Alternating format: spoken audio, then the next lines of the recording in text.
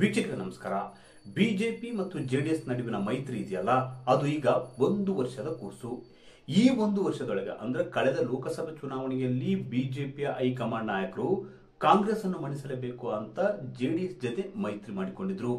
ಲೋಕಸಭೆ ಚುನಾವಣೆಯಲ್ಲಿ ಮಾಡಿಕೊಂಡಂತ ಮೈತ್ರಿಗೆ ಈಗ 1 ವರ್ಷವಾಗಿದೆ. ಇದರ ನಡುವೆ ಹಲವು ಅಪಸ್ವರಗಳು, ಹಲವು ಅಸಮಾಧಾನಗಳು ಮೈತ್ರಿಯಲ್ಲಿ ಕಾಣಿಸಿಕೊಂಡಿವೆ. ಅಷ್ಟೇ ಅಲ್ಲ, ಈಚೆಗೆ ಅಂದ್ರೆ ಕಳೆದ 3 ದಿನಗಳ ಹಿಂದೆ ಅಷ್ಟೇ ಮಾಜಿ ಮುಖ್ಯಮಂತ್ರಿ BS ಯಡಿಯೂರಪ್ಪ ಅವರು ಆಡಿದಂತಹ ಒಂದು ಮಾತು ಮೈತ್ರಿಯಲ್ಲಿ ಬಿರುಕು ಕಾಣಿಸಿಕೊಳ್ಳುವಂತೆ ಮಾಡಿದೆ. ಅಷ್ಟೇ ಅಲ್ಲ, ಈ ಮಾತಿಗೆ ಜೆಡಿಎಸ್ನ ಹಲವು ನಾಯಕರು ಅಸಮಾಧಾನವನ್ನು ವ್ಯಕ್ತಪಡಿಸುತ್ತಿದ್ದಾರೆ. ಹಾಗಾದ್ರೆ ಮಾಜಿ ಸಿಎಂ BS ಯಡಿಯೂರಪ್ಪನವರು ಆಡಿದ ಮಾತಾದ್ರೂ ಯಾವುದು? ಮುಂದಿನ ದಿನಗಳಲ್ಲಿ ಅಂದ್ರೆ 2028ರ ವಿಧಾನಸಭೆ ಚುನಾವಣೆವರೆಗೆ ಮೈತ್ರಿ ಮುಂದುವರಿಯುತ್ತಾ? ಬಿಜೆಪಿ ನಾಯಕರಿಗೆ, ಅದರಲ್ಲೂ ವಿಶೇಷವಾಗಿ ರಾಜ್ಯಾಧ್ಯಕ್ಷರಾಗಿರುವ BY ವಿಜೇಂದ್ರ ಮತ್ತು ಮಾಜಿ ಸಿಎಂ BS ಯಡಿಯೂರಪ್ಪ ಅವರಿಗೆ ಮೈತ್ರಿ ಇಷ್ಟ ಇಲ್ವಾ? ವೀಕ್ಷಕರೇ, ಈ ಕುರಿತು ಮತ್ತಷ್ಟು ಮಾಹಿತಿ ನೀಡ್ತೀನಿ. ಅದಕ್ಕೂ ಮುನ್ನ ನಮ್ಮ ಚಾನಲ್ ಸಬ್ಸ್ಕ್ರೈಬ್ ಮಾಡಿ, ವಿಡಿಯೋ ಶೇರ್ ಮಾಡಿ, ಲೈಕ್ ಮಾಡಿ, ಕಮೆಂಟ್ ಮಾಡಿ. ಕಳೆದ 3 ದಿನಗಳ ಹಿಂದೆ BS ಯಡಿಯೂರಪ್ಪ ಅವರು ಒಂದು ಮಾತನ್ನು ಹೇಳಿದ್ರು. ಅದು ಯಶವಂತಪುರದಲ್ಲಿ ಜನ್ಮದಿನ ಕಾರ್ಯಕ್ರಮದಲ್ಲಿ 2028ರ ವಿಧಾನಸಭೆಯ ಯಶವಂತಪುರದ ಅಭ್ಯರ್ಥಿ ತಮ್ಮ ಆಪ್ತ ರುದ್ರೇಶ್ ಅಂತ ಘೋಷಣೆ ಮಾಡಿದ್ರು. ಈ ಒಂದು ಮಾತಿದೆಯಲ್ಲ, ಮುಂದಿನ ವಿಧಾನಸಭೆ ಚುನಾವಣೆಯ ಯಶವಂತಪುರದ ಅಭ್ಯರ್ಥಿ ರುದ್ರೇಶ್ ಅಂತ ಘೋಷಣೆ ಮಾಡುತ್ತಿದ್ದಂತೆ ಮೈತ್ರಿಯಲ್ಲಿ ಅಸಮಾಧಾನದ ಮಾತುಗಳು ಕೇಳಿ ಬರತೊಡಗಿವೆ. ಏಕಾಏಕಿ ಮಾಜಿ ಸಿಎಂ BS ಯಡಿಯೂರಪ್ಪನವರು ಈ ತರ ಘೋಷಣೆ ಮಾಡುವುದಿದೆಯಲ್ಲ, ಅದು ಅಸಮಾಧಾನಕ್ಕೆ ಕೂಡ ಕಾರಣವಾಗಿದೆ. ಯಾಕಂದ್ರೆ ವಿಧಾನಸಭೆ ಚುನಾವಣೆಯನ್ನ ಟಿಕೆಟ್ ಅನ್ನು ಯಾವಾಗಲೂ ಇಲ್ಲಿ ತೀರ್ಮಾನವಾಗುವುದಿಲ್ಲ. BS ಯಡಿಯೂರಪ್ಪ ಅವರು ಒಬ್ಬರೇ ತೀರ್ಮಾನಿಸುವುದಿಲ್ಲ. ಈಗಾಗಲೇ ಬಿಜೆಪಿ ಮತ್ತು ಜೆಡಿಎಸ್ ಮೈತ್ರಿ ಆಗಿವೆ. ಮೈತ್ರಿ ಅಭ್ಯರ್ಥಿಗಳ ಟಿಕೆಟ್ ಅನ್ನು ಇಲ್ಲಿ ಘೋಷಣೆ ಮಾಡುವುದಿಲ್ಲ. ಅಂಥದ್ದೊಂದು ಏಕಪಕ್ಷೀಯ ನಿರ್ಧಾರ ಕೈಗೊಳ್ಳುವುದಕ್ಕೆ ಬಿಜೆಪಿ ನಾಯಕರಿಗೆ ಸಾಧ್ಯವಿಲ್ಲ ಎಂಬ ಮಾತುಗಳನ್ನು ಕೂಡ ಜೆಡಿಎಸ್ ಪಕ್ಷದ ನಾಯಕರು ಆಡತೊಡಗಿದ್ದಾರೆ. ವಿಧಾನಸಭೆ ಚುನಾವಣೆಗೆ ಇನ್ನು 3 ವರ್ಷ ಬಾಕಿ ಇದೆ. 3 ವರ್ಷ ಮೊದಲೇ ಅಭ್ಯರ್ಥಿಯನ್ನು ಘೋಷಣೆ ಮಾಡುವುದು ಕೂಡ ಆತುರವಾಗುತ್ತದೆ. ಯಾಕಂದ್ರೆ ಯಶವಂತಪುರ ಕ್ಷೇತ್ರದಲ್ಲಿ ಜೆಡಿಎಸ್ ಕೂಡ ಸ್ಟ್ರಾಂಗ್ ಆಗಿದೆ. ಅಲ್ಲಿ ಜೆಡಿಎಸ್ ನ ಅಭ್ಯರ್ಥಿ ಜವರಾಯಗೌಡ ಅವರು ಕೂಡ ತಮ್ಮ ಅಸಮಾಧಾನದ ಮಾತುಗಳನ್ನು ವ್ಯಕ್ತಪಡಿಸುತ್ತಿದ್ದಾರೆ. ಯಾಕಂದ್ರೆ ಮೈತ್ರಿಕೂಟದ ಧರ್ಮವನ್ನು ಬಿಜೆಪಿ ನಾಯಕರು ಪಾಲಿಸಬೇಕು ಅಂತ ತಮ್ಮ ಅಸಮಾಧಾನದ ಮಾತುಗಳನ್ನು ಹೊರ ಹಾಕುತ್ತಿದ್ದಾರೆ. ಹಾಗಾದ್ರೆ ಏಕಾಏಕಿ ಮಾಜಿ ಸಿಎಂ BS ಯಡಿಯೂರಪ್ಪನವರು ಇಂಥದ್ದೊಂದು ಮಾತನಾಡುವುದಕ್ಕೆ ಕಾರಣವಾದರೂ ಏನು? ಪ್ರಮುಖವಾಗಿ 3 ಕಾರಣಗಳ ಹಿಂದಾಗಿ ಮಾಜಿ ಸಿಎಂ BS ಯಡಿಯೂರಪ್ಪನವರು ಇಂಥದ್ದೊಂದು ಮಾತನ್ನು ಆಡಿದ್ದಾರೆ ಅಂತ ಹೇಳಲಾಗ್ತಿದೆ. ಮೊದಲನೇ ಕಾರಣ ಏನಪ್ಪಾ ಅಂದ್ರೆ, ಮಾಜಿ ಸಿಎಂ ಆಗಿರ್ತಕ್ಕಂಥ BS ಯಡಿಯೂರಪ್ಪನವರಿಗೆ ಜೆಡಿಎಸ್ ನೊಂದಿಗೆ ಕಹಿ ಅನುಭವ ಇದೆ. ಹೀಗಾಗಿ ಅವರಿಗೆ ಮೈತ್ರಿ ಬೇಕಾಗಿಲ್ಲ, ಅಂದ್ರೆ ರಾಜ್ಯ ಮಟ್ಟದಲ್ಲಿ ಮೈತ್ರಿ ಬೇಕಾಗಿಲ್ಲ.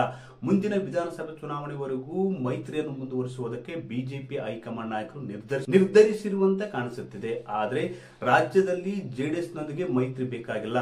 ಬಿಜೆಪಿ ಸ್ವಂತ ಬಲದಲ್ಲಿ ಅಧಿಕಾರ ಹಿಡಿಯಲಿದೆ ಎಂಬ ಆತ್ಮವಿಶ್ವಾಸ, ಅಚಲ ವಿಶ್ವಾಸ ಮಾಜಿ ಸಿಎಂ BS ಯಡಿಯೂರಪ್ಪ ಅವರಲ್ಲಿದೆ. ಹೀಗಾಗಿ ಜೆಡಿಎಸ್ ಜೊತೆಗೆ ಮೈತ್ರಿ ಬೇಡ ಎಂಬ ಸಂದೇಶವನ್ನು ಬಿಜೆಪಿಯ ಹೈಕಮಾಂಡ್ ನಾಯಕರಿಗೆ ಕಳಿಸುವ ನಿಟ್ಟಿನಲ್ಲಿ, ಅದೇ ರೀತಿ ಜೆಡಿಎಸ್ ನಾಯಕರಿಗೂ ಕಳಿಸುವ ನಿಟ್ಟಿನಲ್ಲಿ ಮಾಜಿ ಸಿಎಂ BS ಯಡಿಯೂರಪ್ಪನವರು ಇಂಥದ್ದೊಂದು ಸಂದೇಶ ನೀಡಿದ್ದಾರೆ ಅಂತ ಹೇಳಲಾಗ್ತದೆ.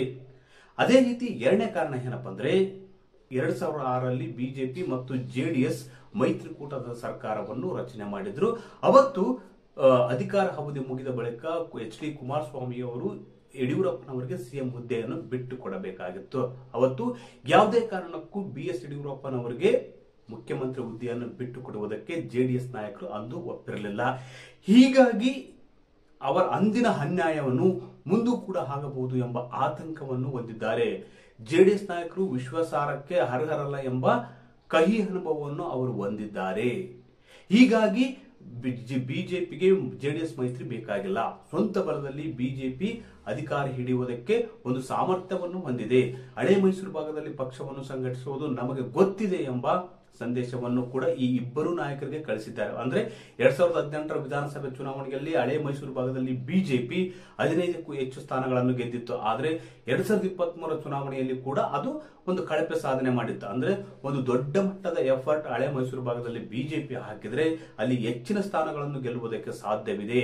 ಏಕಾಏಕಿ ನೀವು ಜೆಡಿಎಸ್ ಜೊತೆಗೆ ಮೈತ್ರಿ ಮುಂದುವರೆದ್ರೆ ಮುಂದಿನ ಮತ್ತು ಭವಿಷ್ಯದಲ್ಲಿ ಯಾವುದೇ ಕಾರಣಕ್ಕೂ ಬಿಜೆಪಿ ಸ್ವಂತ ಬಲದ ಮೇಲೆ ಅಧಿಕಾರ ಹಿಡಿಯುವುದಕ್ಕೆ ಸಾಧ್ಯವಾಗುವುದಿಲ್ಲ. ಯಾಕಂದ್ರೆ ಮೈತ್ರಿ ಮಾಡಿಕೊಂಡ್ರೆ ಬಹುತೇಕ ಸ್ಥಾನಗಳನ್ನು ಜೆಡಿಎಸ್ಗೆ ಹಳೆ ಮೈಸೂರು ಭಾಗದಲ್ಲಿ ಬಿಟ್ಟು ಕೊಡಬೇಕಾಗ್ತದೆ. ಹಾಗಾಗಿ ಅಲ್ಲಿ ಪಕ್ಷ ಬೆಳೆಯುವುದಕ್ಕೆ ಅವಕಾಶ ಸಿಗುವುದಿಲ್ಲ. ಹಾಗಾಗಿ ಮೈತ್ರಿ ಬೇಡ ಎಂಬ ಸಂದೇಶವನ್ನು ಯಶವಂತಪುರದ ಅಭ್ಯರ್ಥಿ ತಮ್ಮ ಆಪ್ತನಿಗೆ ಘೋಷಣೆ ಮಾಡುವ ಮೂಲಕ ಇಂಥದ್ದೊಂದು ಸಂದೇಶ ಕಳಿಸಿದ್ದಾರೆ ಅಂತ ಹೇಳಲಾಗ್ತದೆ. ಅದೇ ರೀತಿ ಮೂರನೇ ಕಾರಣ ಏನಪ್ಪ ಅಂದ್ರೆ, ಇತ್ತೀಚಿನ ದಿನಗಳಲ್ಲಿ ಬಿಜೆಪಿಯಲ್ಲಿ ರಾಜ್ಯಾಧ್ಯಕ್ಷ ಸ್ಥಾನವನ್ನು ಬದಲಾವಣೆ ಮಾಡಬೇಕು ಅಂತ ಅತೃಪ್ತರು, ತಟಸ್ಥರು ಒತ್ತಾಯ ಮಾಡುತ್ತಿದ್ದಾರೆ ಬಿಜೆಪಿ ಹೈಕಮಾಂಡ್ ನಾಯಕರಿಗೆ. ಅದೇ ರೀತಿ ಜೆಡಿಎಸ್ ನಾಯಕರು ಕೂಡ ಬಿಜೆಪಿ ಹೈಕಮಾಂಡ್ ನಾಯಕರಿಗೆ ವಿಜಯೇಂದ್ರ ಅವರನ್ನು ಬದಲಿಸಿ ಎಂಬ ಸಲಹೆ ನೀಡಿದ್ದಾರೆ ಅಂತ ಹೇಳಲಾಗ್ತಿದೆ. ರಾಜ್ಯದಲ್ಲಿ ಬಿಜೆಪಿ ಜೆಡಿಎಸ್ ಮೈತ್ರಿ ಮುಂದುವರಿಬೇಕಂದ್ರೆ ಅಲ್ಲಿ ಮೈತ್ರಿ ಇಷ್ಟವಿಲ್ಲದ ರಾಜ್ಯಾಧ್ಯಕ್ಷರನ್ನು ಬದಲಿಸಬೇಕು ಎಂಬ ಸಲಹೆಯನ್ನು ಜೆಡಿಎಸ್ ನಾಯಕರು ಕೊಟ್ಟಿದ್ದಾರೆ ಅಂತ ಹೇಳಲಾಗ್ತದೆ. ಇದರಿಂದ ಆಕ್ರೋಶಗೊಂಡಿರ್ತಕ್ಕಂಥ ಮಾಜಿ ಸಿಎಂ BS ಯಡಿಯೂರಪ್ಪನವರು ಮೈತ್ರಿ ಯಾವುದೇ ಕಾರಣಕ್ಕೂ ಬೇಡ, ರಾಜ್ಯದಲ್ಲಿ ನಾವು ಸ್ವಂತ ಬಲದಲ್ಲಿ ಅಧಿಕಾರ ಹಿಡಿಯಲಿದ್ದೇವೆ ಮತ್ತು ಜೆಡಿಎಸ್ ವಿಶ್ವಾಸಾರ್ಹಕ್ಕೆ ಅರ್ಹವಲ್ಲ ಎಂಬ ಸಂದೇಶವನ್ನು ಈ ಮೂಲಕ ಮಾಜಿ ಸಿಎಂ BS ಯಡಿಯೂರಪ್ಪನವರು ಕೊಟ್ಟಿದ್ದಾರೆ ಅಂತ ಹೇಳಲಾಗ್ತದೆ. ಒಟ್ಟಾರೆಯಾಗಿ ಬಿಜೆಪಿ ಮತ್ತು ಜೆಡಿಎಸ್ ಮೈತ್ರಿಗೆ ಈಗ 1 ವರ್ಷ ಕಳೆದಿದೆ. ಈ 1 ವರ್ಷದಲ್ಲಿ ಹಲವು ಬಿರುಕುಗಳು, ಹಲವು ಅಸಮಾಧಾನದ ಮಾತುಗಳು ಕೇಳಿ ಬಂದಿವೆ. ಆದ್ರೆ ಮಾಜಿ ಸಿಎಂ BS ಯಡಿಯೂರಪ್ಪನವರು ಮೊನ್ನೆ ನೀಡಿದಂತ ಹೇಳಿಕೆ ಬೆಂಕಿಗೆ ತುಪ್ಪ ಸುರಿದಂತಾಗಿದೆ. ವೀಕ್ಷಕರೇ, ಹಾಗಾದ್ರೆ ನಿಮ್ಮ ಪ್ರಕಾರ ಮುಂದಿನ ವಿಧಾನಸಭಾ ಚುನಾವಣೆಗೆ ಜೆಡಿಎಸ್ ಬಿಜೆಪಿ ಮೈತ್ರಿ ಮುಂದುವರಿಬೇಕಾ? ಈ ಕುರಿತು ಕಾಮೆಂಟ್ ಮಾಡಿ ತಿಳಿಸಿ.